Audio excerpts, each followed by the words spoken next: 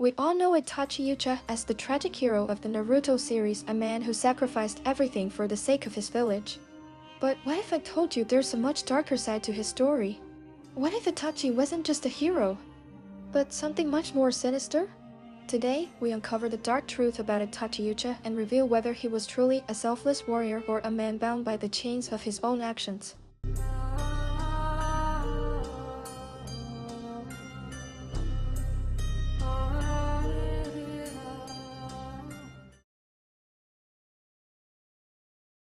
To understand the true depth of Itachi Uchiha, we have to go back to his childhood. From the very beginning, Itachi was different. A prodigy, a genius, a warrior trained to be the perfect shinobi.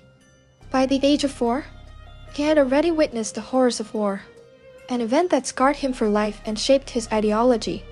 He saw death, suffering, and destruction at an age where most kids were learning how to throw a kunai. This early exposure to violence made him think beyond the normal comprehension of a child and made him obsessed with peace. By the age of 7, he had surpassed most adult shinobi. At 13, he was already the Anbo captain. But here's where things get unsettling despite being so young. Itachi's skills weren't just admired, they were feared. His calm, emotionless demeanor made him a perfect weapon for Konoha, someone the elders could mold to their will. Did Itachi ever have a choice in his fate? Or was he always meant to be a pawn? Let me know in the comments.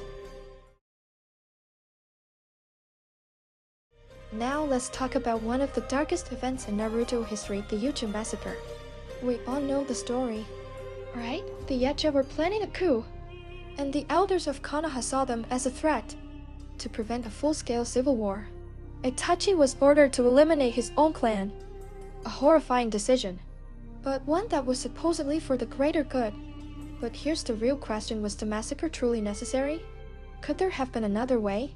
Some argue that Itachi was manipulated. Danzo, Hirushna, and the Konoha elders fed him information that made the Uchiha seem like an imminent threat. But let's think about this: did Itachi ever question their motives? He was smart, probably smarter than any other shinobi at the time.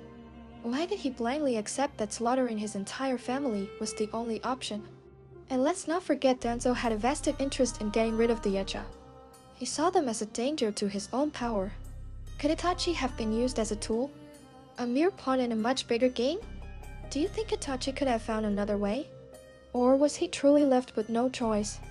Vote in the comments.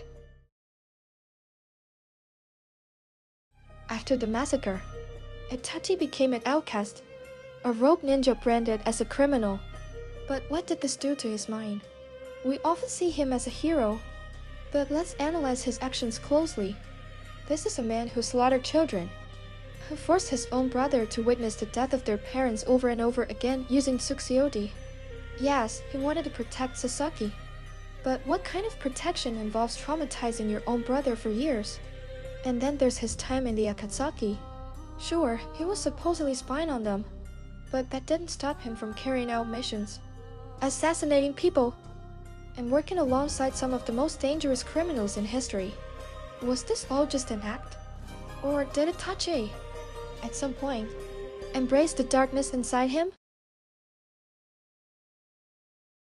Despite everything, we see Itachi's redemption in the end.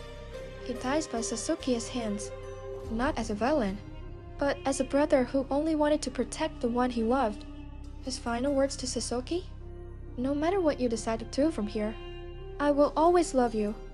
In the end, Itachi was a man burdened by the weight of impossible choices. A hero? Maybe. A villain? Perhaps. But one thing is certain: Itachi Uchiha was neither completely good nor completely evil. He was something far more complex, a man trapped in the endless cycle of war, duty, and sacrifice. So now, I leave the question to you: was Itachi Uchiha a hero? Or was he a tragic figure who made terrible choices? Let me know your thoughts in the comments below. And if you enjoyed this deep dive, make sure to like this video, subscribe to the channel, and hit the notification bell so you don't miss our next Naruto breakdown. Until next time, stay sharp! And remember, the shinobi world is never as black and white as it seems.